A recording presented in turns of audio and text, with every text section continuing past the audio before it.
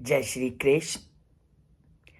अर्जुन ने जब श्री कृष्ण को कहा कि मेरे रथ को आप दोनों सेनाओं के बीच में ले जाओ, क्योंकि मैं देखना चाहता हूं कि मुझे विरोधी पक्ष में या शत्रु पक्ष में किन किन लोगों के साथ युद्ध करना है।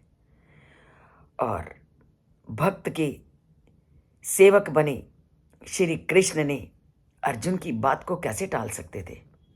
और जैसे ही अर्जुन ने कहा कि मैं शत्रु पक्ष में मुझे किन किन के साथ युद्ध करना है उनको देखना चाहता हूं, तो भक्त की इस अनुग्रह पर श्री कृष्ण उस रथ को लेकर के दोनों सेनाओं के मध्य में उन्होंने रथ को खड़ा कर दिया। और जब दोनों सेनाओं के बीच में रथ को खड़ा कर दिया तो शत्रु पक्ष में अर्जुन ने किनको देखा? तो शत्रु पक्ष में अर्जुन ने देखा तत्र अपश्यत स्थितान पार्थः पितॄन अथ पितामहान आचार्यान मातुलान भ्रातॄन पुत्रान पौत्रान सखींस्तथा श्वशुरान सुहृदश्च एव सैन्यो उभयोर अपि।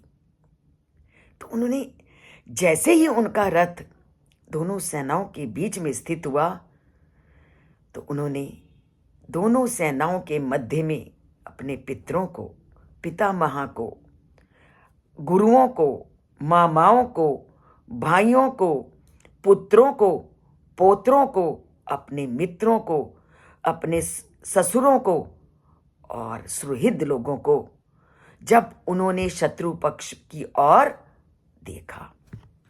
अब यहां मन में एक प्रश्न का उठना स्वाभाविक है कि आचार्य द्रोण, पितामह इत्यादि इतने ज्ञानी वाणी लोग थे, वो इतने ज्ञानी वाणी ज्ञान से युक्त लोग थे, पितामह इत्यादि, भीष्म पितामह भी, द्रोणाचार्य भी और कर्ण भी। तो इन लोगों ने अधर्म का साथ क्यों दिया? और इस प्रश्न का उठना स्वाभाविक है कि जो ज्ञान से परिपूर्ण है, जिनकी बुद्धि अच्छाई और बुराई का भेद करने में समर्थ है, तो ऐसे लोगों ने पांडवों के, जो कि धर्म का पालन कर रहे थे, उस धर्म का साथ ना दे करके उन्होंने अधर्मी नीति विरुद्ध कार्य करने वाले दुर्योधन का साथ क्यों दिया? ऐसे अनेक प्रश्न हर एक के मन में जरूर उठते होंगे, जैसे हमारे मन में उठे थे। तो इनका उत्तर एक एक करके जानते हैं और उसके पीछे जरूर कोई ना कोई कारण होगा, तभी इन लोगों ने धर्म का साथ छोड़कर अधर्म का पक्ष लिया। अगर हम पितामह भीष्म को देखें तो उन्होंने तो पहले ही प्रतिज्ञा ले रखी थी कि वह पूरा जीवन हस्तिनापुर के सिंहासन की रक्षा करते रहेंगे। और जब उन्होंने हस्तिनापुर के सिंहासन की रक्षा का वचन लिया, और हस्तिनापुर का सिंहासन किसके हाथ में था? धृतराष्ट्र के पुत्रों के, दुर्योधन के। जब दुर्योधन के हाथ में हस्तिनापुर का सिंहासन था तो वो उसका साथ कैसे ना देते?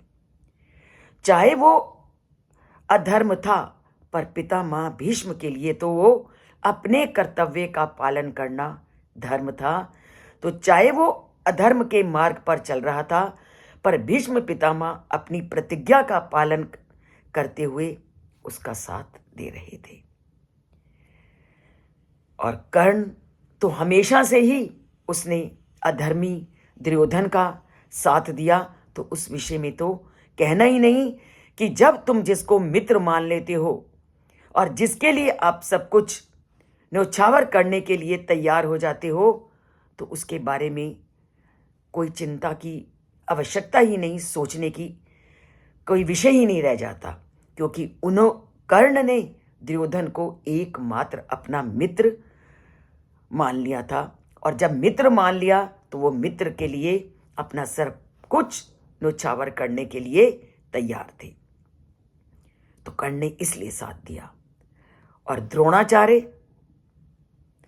द्रोणाचार्य के ऊपर कौरवों का बहुत कर्ज था, क्योंकि जब द्रोणाचार्य की स्थिति ठीक नहीं थी, उस समय कौरव धृतराष्ट्र ने और दुर्योधन ने उनकी बहुत सहायता की थी, तो वह उसके ऋण से दबे हुए थे।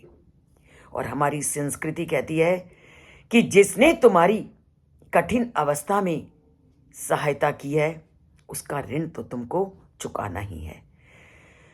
तो चाहे द्रोणाचार्य थे, चाहे भीष्म पितामह थे, चाहे कर्ण थे, वो बुद्धि से युक्त थे, ज्ञान से युक्त थे, परंतु वो किसी ना किसी ऋण को और किसी ना किसी ऋण से उऋण होने के लिए वो पांडवों का धर्म का साथ ना देकर अधर्म का साथ दे रहे थे।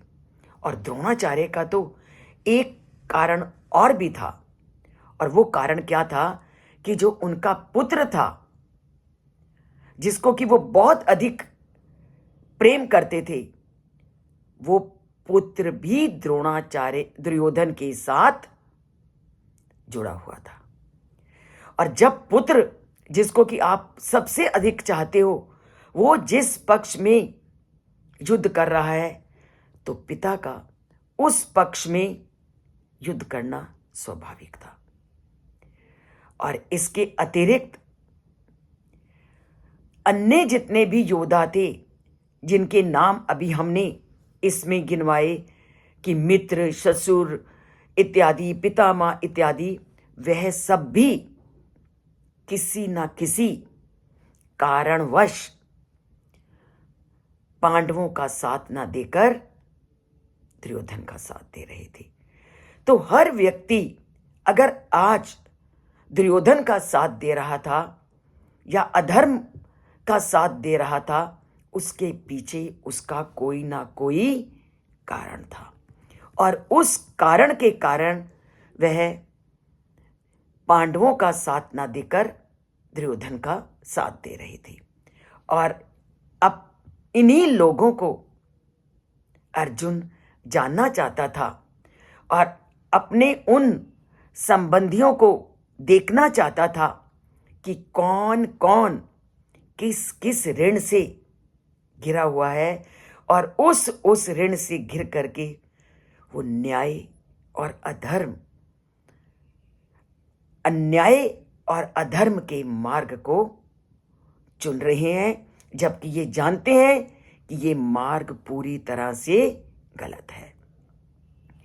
तो वह अपने पिता के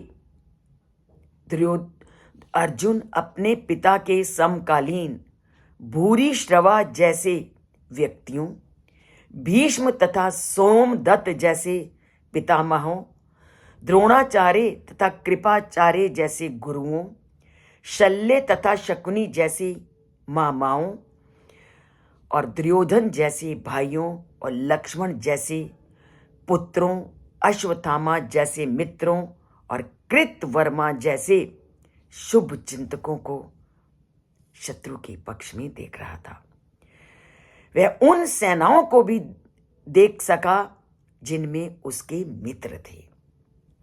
और जैसे ही इन सब को उसने देखा, तो अर्जुन की क्या स्थिति होगी, इसको हम कल के श्लोक में जानते हैं। पर इस श्लोक के माध्यम से हम उस परम पिता परमात्मा से यह अनुग्रह करते हैं कि कभी भी हमारे सामने ऐसी परिस्थिति को मत लाना कि जानते हुए भी हम अधर्म के मार्ग पर चलें, जानते हुए भी हम अन्याय के मार्ग में का अनुसरण करें। तो हमें ऐसी परिस्थितियों से हमेशा बचाना, जैसे भीष्म पिता माँ के सामने परिस्थिति आई, जैसे द्रोणाचार्य के सामने ये परिस्थिति आई कि जानते हुए भी कि वो अधर्म के मार्ग में चल रहे हैं, फिर भी उन्हें साथ देना पड़ा क्योंकि वो परिस्थिति के वशीभूत थे। तो हे परमपिता परमात्मा, ऐसी परिस्थिति हमें मत देना कि हम न्याय और धर्म को छोड़कर अधर्म का सेवन करें। तो परमपिता परमात्मा हम पर हमेशा कृपा करना कि हम हमेशा धर्म के मार्ग पर चलें और हमेशा न्यायपूर्ण मार्ग का अनुसरण करें। तो इसके लिए आप परमात्मा का स्मरण तो करोगे, तो परमात्मा के स्मरण के लिए इस चैनल से जुड़िए, उस परमात्मा से नाता जोड़िए, और सब्सक्राइब नहीं किया तो एक बार सब्सक्राइब कर दीजिए। सब्सक्राइब एक ही बार करना है, लाइक तो आपकी इच्छा पर है, जितनी बार मर्जी कीजिए, जितनी बार बोलिए जय श्री कृष्ण उतनी बार आपका उद्धार है। बोलिए जय श्री कृष्ण, उद्धार कीजिए अपना, लिखिए जय श्री कृष्ण और उद्धार कीजिए अपना। जय श्री कृष्ण।